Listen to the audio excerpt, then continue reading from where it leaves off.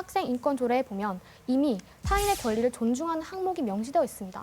이런 책임이 명시되어 있음에도 불구하고 그것이 타인의 권리를 존중하지 않고 책임과 의무를 이행하지 않는 것이란 발언은 적절치 못한 것 아닙니까? 네, 알고 있습니다. 하지만 그것은 정말 소수일 뿐입니다. 정말 제4조 2항의 다섯 번째와 여섯 번째밖에 없는데 하지만 미국의 학생 권리 장전에 보면 학생 행동 하나하나에 따른 그런 방안이 제시되어 있습니다. 미국에는. 학생의 인권을 존중한다는 것은 결국 학생들이 자신의 권리를 행사할 때 타인의 인권을 존중해야 한다는 소리고 그 내용이 학생 인권들에 명시돼 있음으로써 타인 학생의 권리를 행사할 때마다 책임에 대한 항목이 적용된다고 생각하지 않으십니까?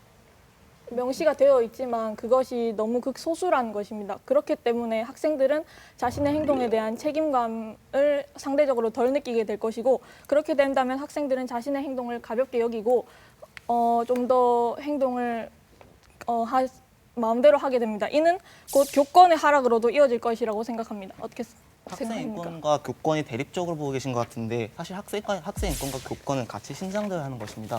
그럼 학생 인권을 신장시키기 위하여 교권이 침해된다는 건 옳지 못한 주장 아닙니까? 하지만 실제 통계 자료를 보면 그렇지 않습니다. 경기도 교육청에서 조사한 자료에 따르면 학생 인권 조례 시행 이후 경기도의 교권 침해가 아주 6배 정도 증가한 것으로 나타났는데요. 이러한 객관적인 통계 자료가 있는데 어떻게 생각하십니까? 이미 교권 침해 사례는 증가하고 있는 상태였습니다. 그러나 그런 증가 상태가 있었는데 그것이 교권 침해의 직접적 원인이 학생 인권 조례라는 것은 어떻게 보장하시는 겁니까? 하지만 하락이 더욱 더 심화됐다는 건 맞지 않습니까?